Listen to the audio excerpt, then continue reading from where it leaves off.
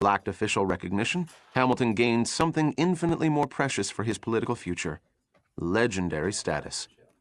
At Yorktown, Hamilton established his image as a romantic, death-defying young officer, gallantly streaking toward the ramparts. Take away that battle, and Hamilton would have gone down as the most prestigious of Washington's aides, but not a hero. And without that cachet, he might never have been appointed a major general later on.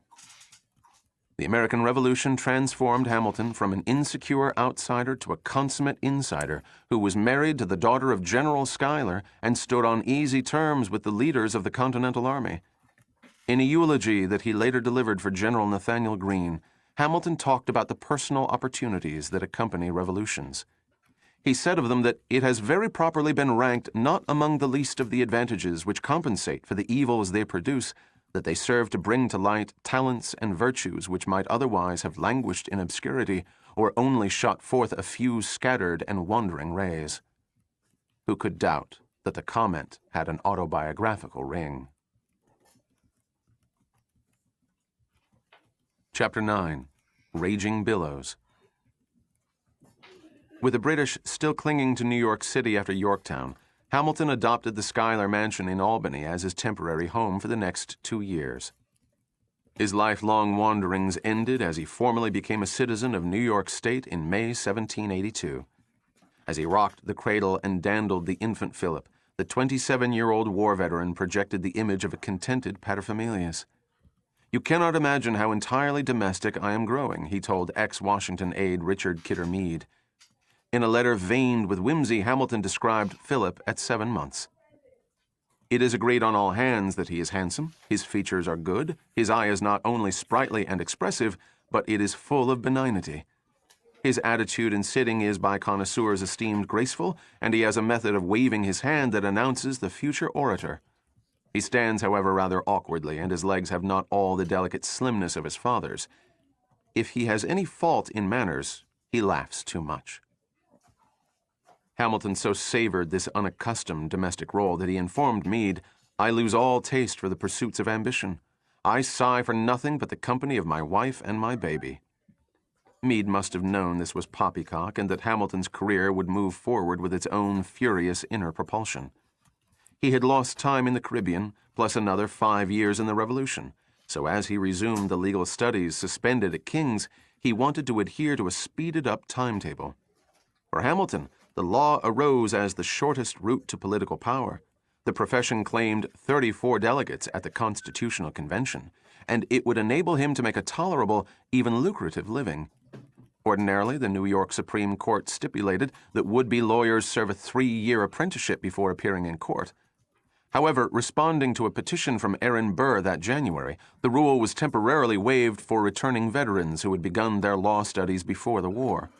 Having waded through the tomes of all the major legal sages at King's, Hamilton qualified for this exemption and set about mastering the law in short order.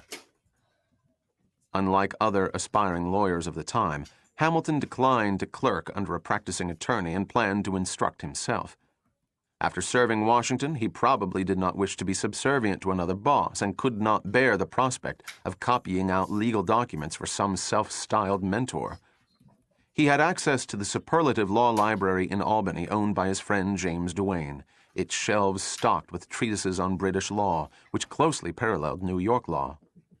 "In this state, our judicial establishments resemble more nearly than in any other those of Great Britain," Hamilton later wrote in Federalist No. 83.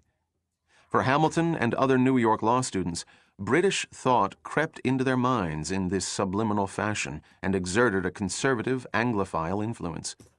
Particularly influential were Sir William Blackstone's Commentaries, first published in America 10 years earlier, which endowed British law with a more systematic coherence. Forrest MacDonald has observed, "Blackstone taught Hamilton a reverential enthusiasm for the law itself. Moreover, the law, as Blackstone spelled it out, resolved once and for all the tension Hamilton had felt between liberty and law." In that era, law students often cobbled together workbooks that arranged legal precedents, statutes, and procedures by category. John Marshall kept a digest that covered 238 manuscript pages, spanning more than 70 topics. He drew on it extensively in his practice. Hamilton prepared his own manual entitled Practical Proceedings in the Supreme Court of the State of New York. This compendium of 177 manuscript pages and 38 topics is the earliest surviving treatise that captures New York law as it shifted away from British and colonial models. Hamilton did not just transcribe dry extracts. He poked fun at legal pretensions.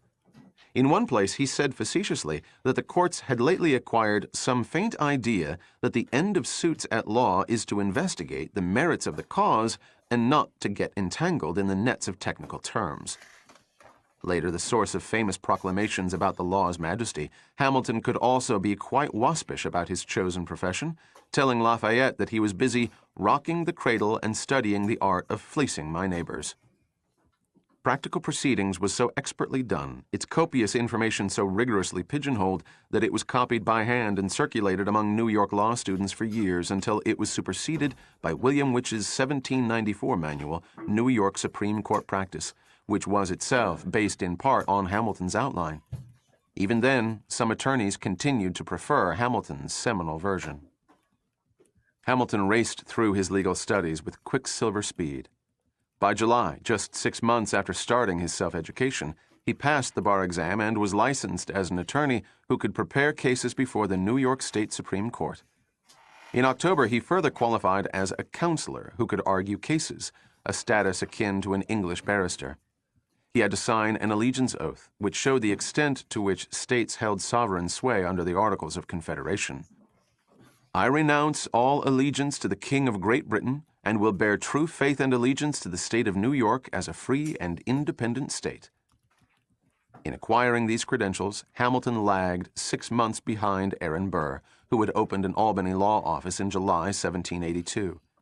Aside from having sacrificed time to warfare, both young men were rushing to set up practices because it was widely known that patriotic lawyers would inherit the lion's share of legal work after the peace. This had been confirmed in November 1781 when the New York legislature enacted a law barring Tory lawyers from state courts, a certain bonanza for Republican attorneys. Even though Hamilton was to hotly contest anti-Tory bias, he and other young attorneys who had sided with the Patriots profited from it during the more than 4 years that the law stayed in effect. There is little doubt that Hamilton and Burr socialized a good deal in Albany. While Hamilton was still at Yorktown, Burr had shown up on the Schuyler doorstep with a letter of introduction from General Alexander McDougall. This will be handed to you by Lieutenant Colonel Burr, who goes to Albany to solicit a license in our courts. It was probably at this point that a pregnant Eliza first smiled and shook hands with her husband's future executioner. Hamilton's old classmate Robert Troup was studying for the bar in Albany with his friend Burr, and the two were licensed at the same time. During the summer of 1782, Troup resided at the Schuyler Mansion, helping Hamilton with whatever legal tutoring he needed. Thus, from the outset of their careers, Hamilton and Burr were thrust into close proximity and a competitive situation. Both were short and handsome, witty and debonair, and fatally attractive to women. Both young colonels had the self-possession of military men, liked to flaunt their titles, and seemed cut out to assume distinguished places at the New York bar.